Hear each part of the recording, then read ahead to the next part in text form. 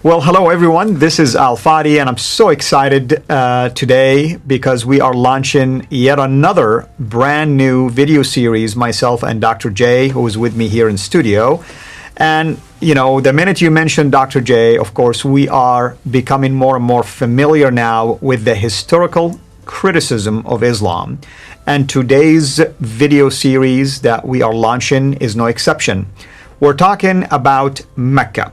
We've talked in the past about Petra, we talked about the Qibla, we talked about other aspects of the traditional narrative of Islam. Today, we're revisiting Mecca yet again, and we're titling this Mecca in Search of a Place. And there are 5 different areas that throughout this particular video series that we will be addressing. When I say we, myself and Dr. J, who is also here with me in studio. The first area is what we call the Muslims' claims about Mecca. That's the traditional view. We're going to talk about the historical problems with that traditional view about Mecca, the geographical problems, and most likely we'll address the amazing work of Dan Gibson, for instance, in a book that he also called something to that extent related to the geography of the Quran.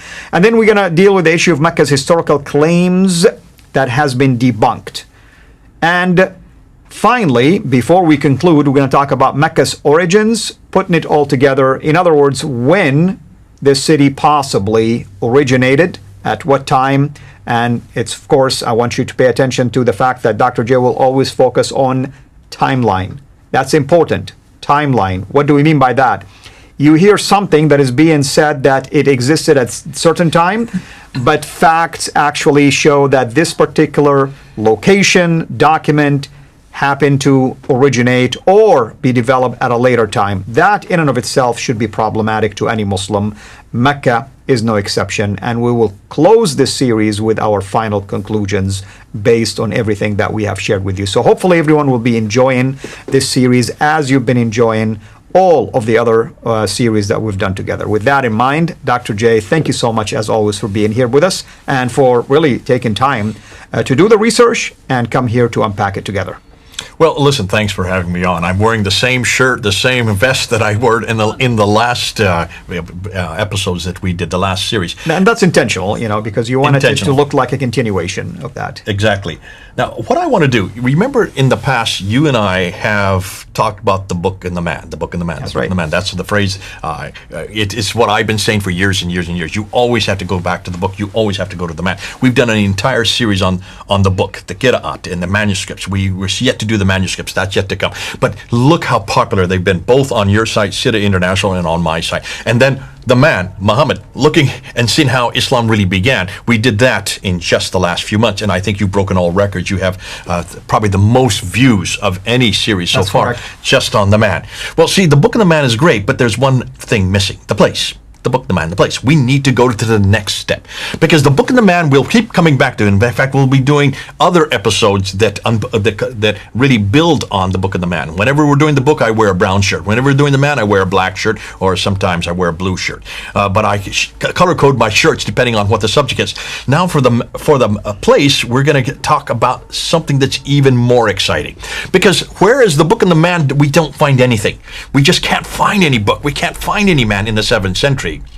The place, however, we can.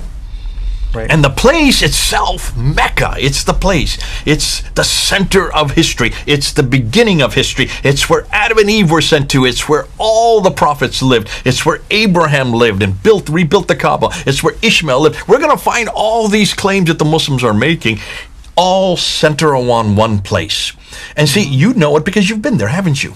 Absolutely, many times. In fact, you used to go there. I thought it was fascinating. In one of our last episodes, you were talking about how you used to go down there for a lark. You used to get out and get the guys, you and your friends used to get in the car, and you drive to Mecca and you go to the Kaaba. Oh, yeah. We'll go there, we'll pray, and sometimes we'll even try to make it to where we can go and eat. They have like one of the most amazing, most delicious dish called fool, and we love that, So we'll go there and we'll eat after or before, So yeah, it was a drive away. For me, 45 minutes to an hour. What's that? You do it anytime.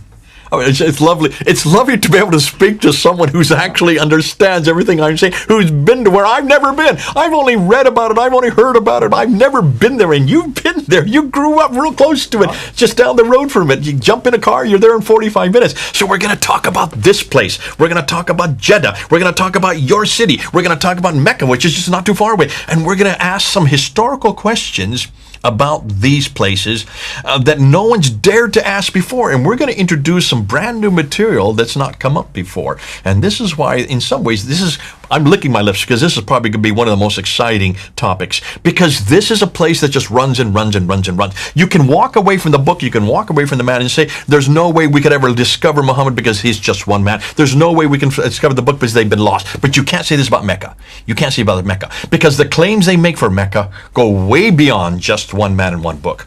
The claims they make from Mecca are enormous.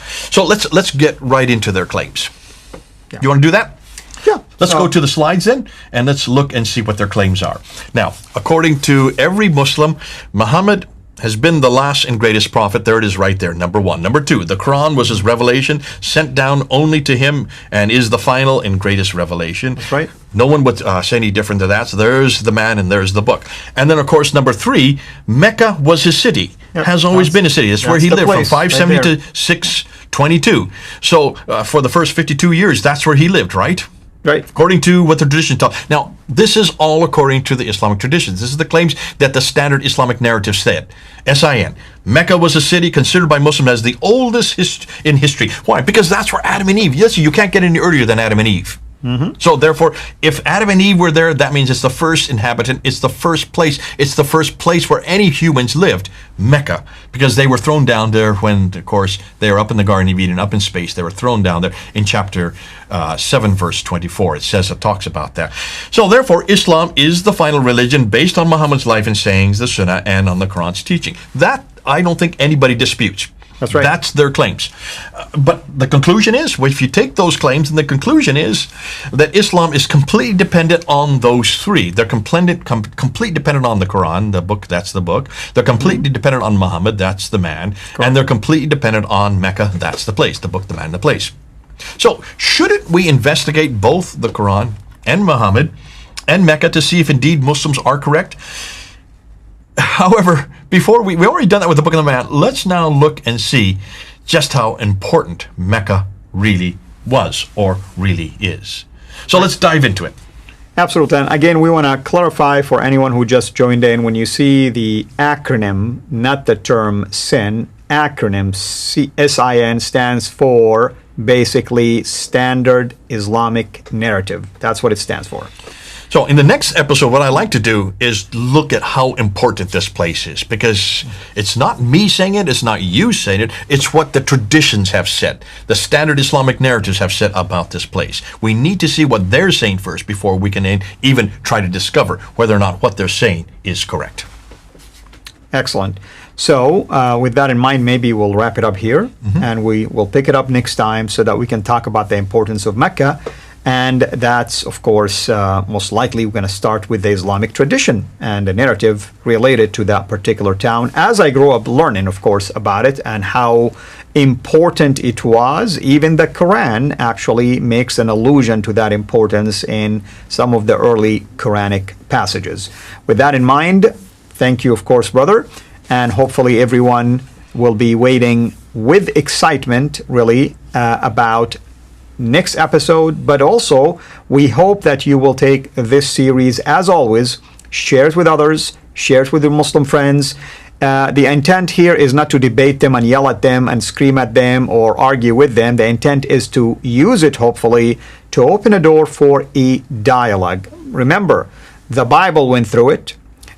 Jesus' birth and his life went through it. His crucifixion and the historicity of that went through it. Even Jerusalem sometimes goes through all of that, and many other aspects of our faith. We should welcome that simply because the evidence usually will support everything that the Bible have said altogether.